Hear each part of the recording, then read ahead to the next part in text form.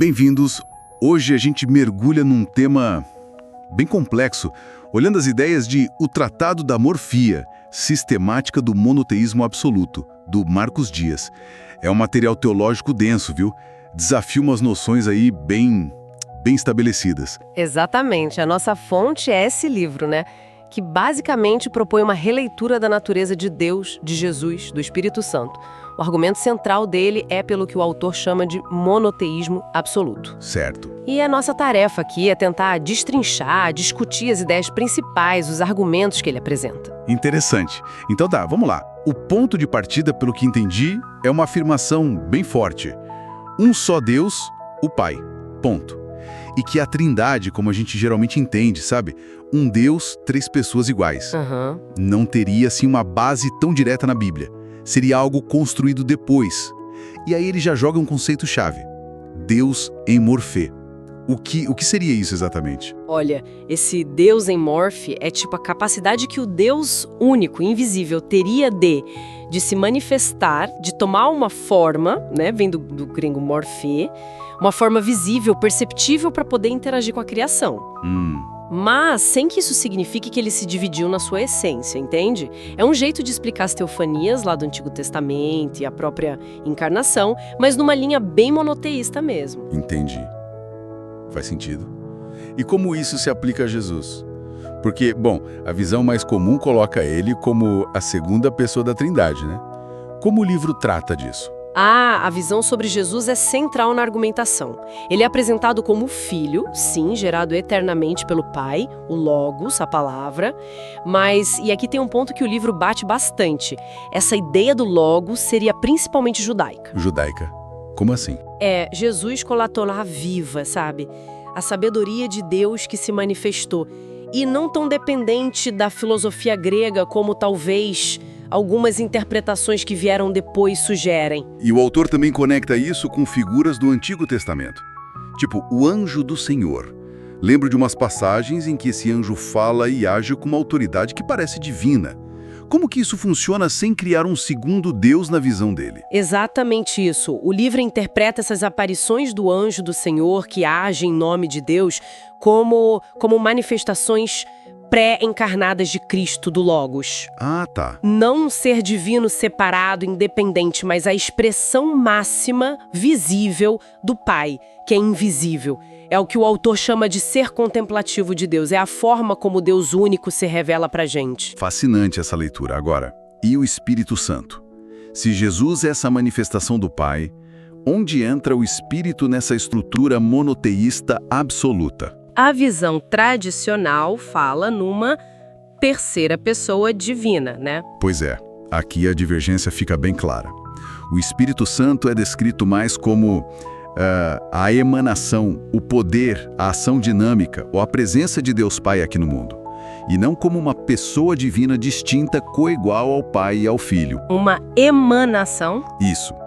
O autor argumenta que a linguagem pessoal que a Bíblia usa para o Espírito, tipo consolador, guia, seria muitas vezes poética, uma personificação literária, parecido com o jeito que Provérbios fala da sabedoria ou Romanos fala do pecado, como se fossem personagens, sabe? Mas essa visão do Espírito só como um poder, uma emanação, não pode soar meio redutora para quem está acostumado com a ideia de ter uma relação pessoal com o Espírito Santo? O livro aborda as passagens que parecem indicar uma agência pessoal mais forte. Sim. Ele argumenta que a experiência da presença e da ação de Deus é super real, poderosa, mas que classificar o Espírito filosoficamente como uma pessoa distinta seria uma conclusão tirada depois, não algo que a Escritura afirmaria diretamente. Entendi. A ênfase dele é na suficiência do Pai e da sua palavra manifesta, o Filho, para toda a interação divina.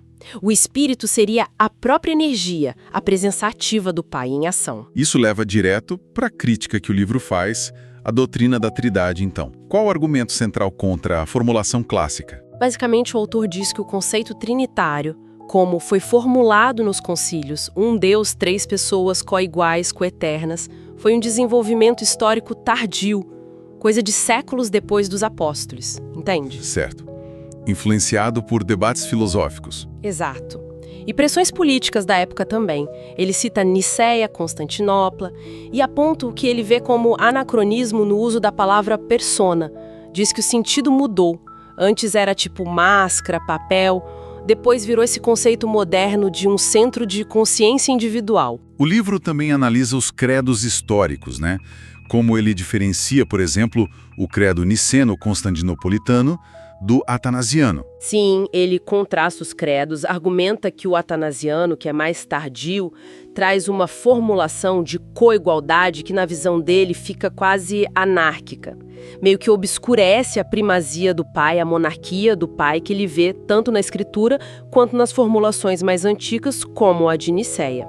E ele usa conceitos teológicos para isso, tipo simplicidade divina. Isso, usa simplicidade divina, a ideia de que Deus não tem partes, é uno, para reforçar que Deus é indivisível.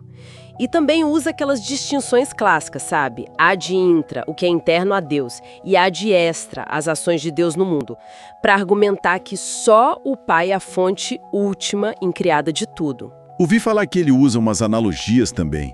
Aquela da fonte, rio e correnteza. Ajuda a visualizar. Sim, ele usa analogias para tentar ilustrar essa relação que ele vê como hierárquica e funcional, não de igualdade ontológica total. A da fonte, o pai, o rio, o filho que vem da fonte, e a correnteza, o espírito, a força da água, é uma delas. Tem outra também, a do fóton, Deus Pai como a fonte de luz, invisível, e o lumen, Jesus como a luz que a gente vê, a manifestação. E o espírito talvez sendo o calor ou o efeito dessa luz. São formas de pensar essa dinâmica de um Deus único que se manifesta e age. Entendido. E parece que, além da teologia, tem um chamado forte no livro para uma postura mais crítica por parte das pessoas, né? Com certeza. Tem uma chamada bem clara para reexaminar as doutrinas que a gente recebe. Ele alerta contra o que chama de efeito manada, sabe? Seguir a maioria sem analisar por conta própria, sem ir fundo nas escrituras. Faz pensar. Então, o que a gente tira de mais importante dessa nossa conversa? Fica bem claro que essa obra do Marcos Dias nos confronta com a ideia de que mesmo doutrinas que parecem super centrais, definidoras da fé cristã, podem ter tido um desenvolvimento histórico bem complexo. E que existem interpretações alternativas fortes aí ao longo do tempo. Exato. E isso deixa uma reflexão final, acho que bem importante.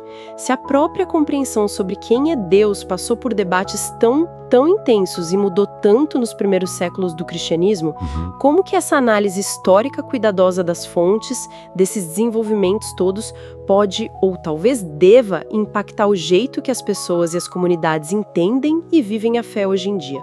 Fica aí a provocação para continuar investigando, né?